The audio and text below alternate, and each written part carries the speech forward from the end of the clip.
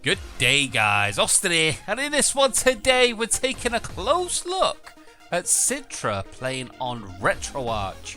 Think about it, that's RETROARCH, number one of my top emulators of 2017, now being embraced with Citra, number 10 of my top emulators of 2017. They're being combined, they're becoming one, and they are bringing everything that they've got at their arsenal into one special package. So let's take a look, let's see what this is all about. Let's not get ahead of ourselves, but by God is this good. Without further ado, let's get stuck in.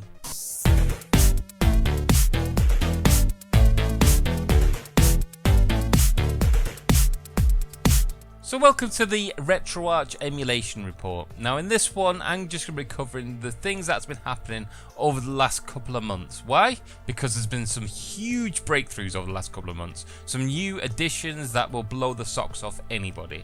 The thing is, I would love to cover everything that RETROARCH can do, but that is so much. It is a huge piece of software that can do so much on so many different platforms, utilizing so many different things that my video would literally go on for hours and hours. Not that they don't normally anyway.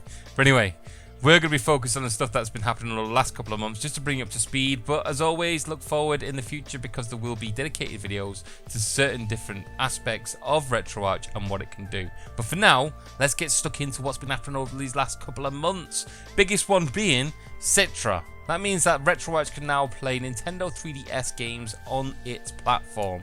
That opens so many doors, so many different possibilities, so many things that can be done, and I wasn't expecting it to be as good as what it is right now. I mean, literally wasn't expecting. I was speaking to the developer of it, Selby, about a week ago now, before I managed to get my hands on it today, which means that at that time I thought that this was going to be more proof of concept, experimental, more, I don't know, I wasn't expecting it to launch and be able to enjoy the games that it was going to be playing. What I did do today was download a new version of RETROARCH. I then downloaded the newest version of the Citra core, which was basically the only one that was there, and then I told it where a game was. It loaded up, and this is it. This is me playing the game.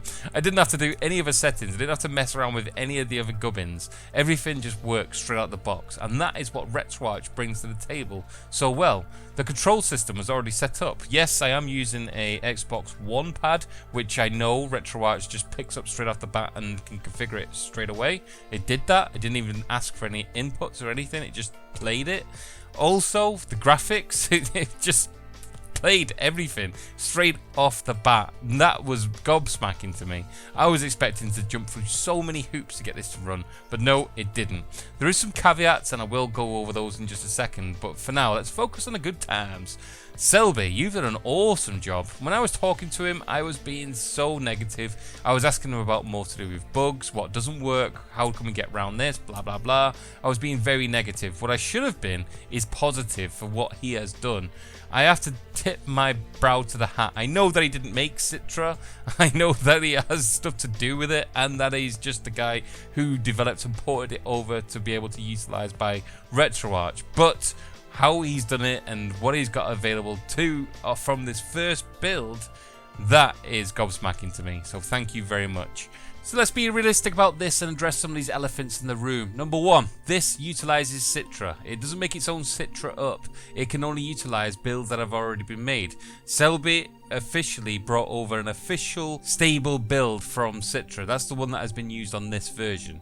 Now this one is of course the most stable version and official, but it's not the most recent or enhanced. Now I myself, when I'm emulating using Citra, I like to use the bleeding edge ones. Those are the ones which are literally just come off the production line, and in many cases, luckily or not, I'm getting better performance, better compatibility, less graphical glitches, and all round better gaming experience. So those are the builds that I use. Of course, those are experimental and they do have glitches, bugs within themselves, but I just get a better gaming performance. Hopefully in the future we can see those kind of builds sneaking in there every now and again, as well as maybe the more stock compatible builds. I don't know, I'm not putting out that as a demand or a request or something like that, but putting it as a hope, I suppose.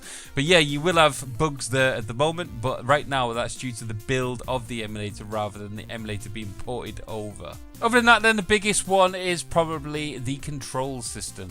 Now, as I talked about just a second ago, the controls are awesome. Straight out of the box, I got it working straight away. Mario was under my influence without any question.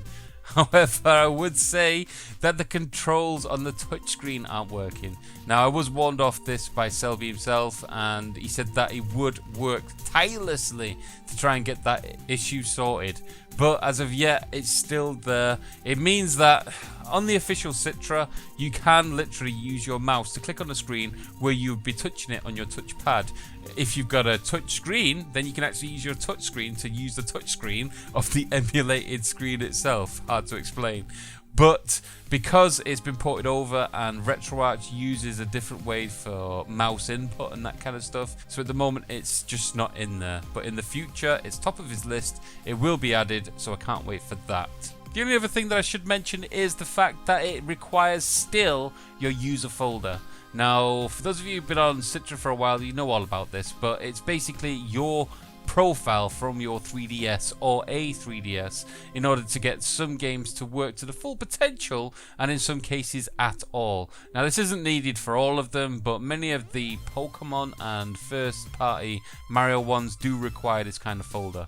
For more information on this, there is my video that shows you how to set it all up in the description down below, and of course the official website to gain how to get it, more information about it, blah blah blah, all that kind of good stuff. I'll put links in the description.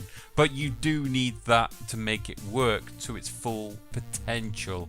Other than that, though, that is it. I think we've covered all the bases. It's an awesome first one out the gates. I am more than happy with what's that's come. Hats off to Selby, hats off to Citra team, hats off to RetroArch and everybody that has been involved in making this happen. In fact, hats off to everybody. Even you guys are still listening to me waffle right now. Hats off everywhere. I wish you could take more off. But as always, guys, it's been a pleasure bringing this to you. Please like, please subscribe, please look forward as we delve into this even further and see what else RetroArch can do in the near future. But most of all, you have a good day. Laters!